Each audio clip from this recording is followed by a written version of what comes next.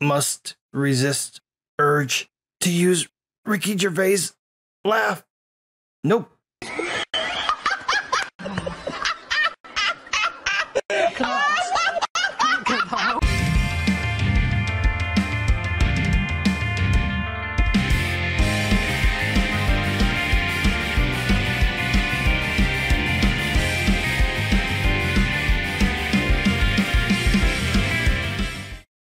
The artist who designed April O'Neil for the recent Ninja Turtles movie posted images of his concept art, adding the comment, quote, "We tried making her relatable and grounded in the real world, while keeping some of the details that made her so iconic.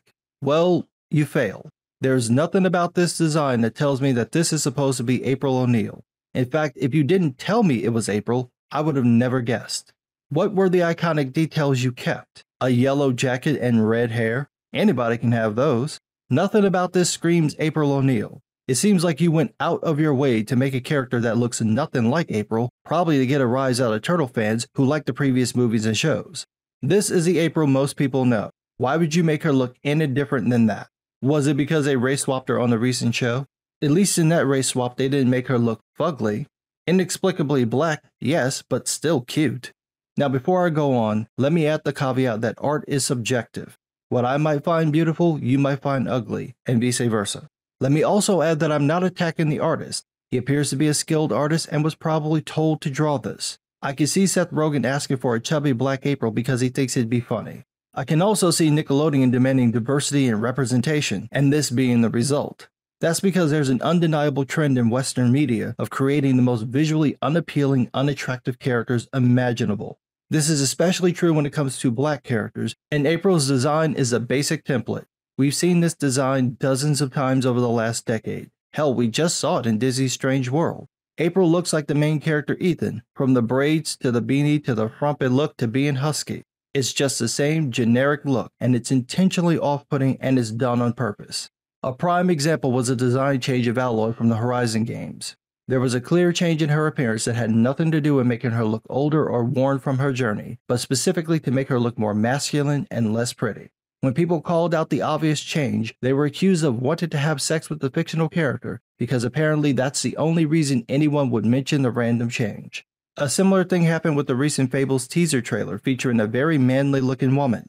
Keep in mind, Fables has always had ugly character designs, and this was probably done as a joke for the trailer. People expected to see a pretty heroine. Instead, they got this. I didn't comment because what am I supposed to do? Make a 3-minute long video of Ricky Gervais laughing? I'd use up all my clips. I took one look at this and the first thing that popped into my head was, "That's not your mother, it's a man, baby!" There were people who tried to defend this, claiming that this is what regular women look like without makeup. And I have to ask, what women have you been looking at? The average woman does not look like this, and it's insulting to say she does. Seriously, if you want to get any nookie, never say that. That clam will slam shut if you tell any woman she looks like a man with or without makeup. Now, the usual suspects on the right did their typical thing of trying to uncover the truth by finding some image of a transgender game developer and claiming that this was a model for the character. The dev and the character do have a passing resemblance, but even then, the game dev doesn't look remotely as unattractive as the game character. If they use this person's face, it's like the designers went, how can we make her look ugly, and yet still human? They've gone out of their way to make everything about this character's appearance off-putting. That's exactly what happened with April. It's as if there's an edict to make her look nothing like April O'Neil. April is a cute, fit, white, ginger, grown-ass woman. Let's make her a short, pudgy, frumpy, generic-looking, borderline ugly black teenage girl. And of course, the defense to the criticism is to claim that people want a teenage girl to be sexy, and anyone who doesn't like the change is racist. Again, April has usually been depicted as a grown woman, so nobody's asking for a teenage girl to be sexy. But the bigger question is if this is what you think black girls look like. You think they're overweight, unkempt, and frankly unattractive? Black girls can't be cute? They can't have more than 2 hairstyles, braids, or afro puffs? When people try to claim this is about race, April could have been white and this design would still be bad. She looks terrible. Is this what you think makes her relatable and grounded? That she looks like she'd get winded leaning down to tie her shoes? That she looks like she needs to dunk her face into a vat of Proactive? That if you dropped her in the middle of Nickelodeon's old series, Ah Real Monsters, she'd fit right in? Why is it that female characters and minority characters are designed this way? Why is there this trend to do this? Now, I'm not saying that there aren't people who look like this, and I'm not saying you can't draw unattractive characters. Every character does not need to be pretty, but there is a problem when the average depiction of, say, black women in video games and animation is to exaggerate their features in a way that borders on the minstrel depictions of yesteryear.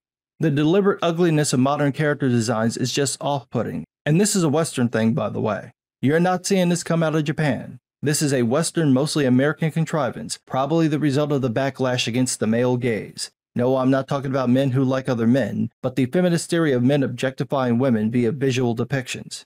In order to fight the evils of having pretty women in media, all females must be defancified, defeminized, and debeautified, lest some teenage boy sees Laura Cross triangle boobs and pops wood. It's a sorry state of affairs when artists try to avoid making characters look visually appealing.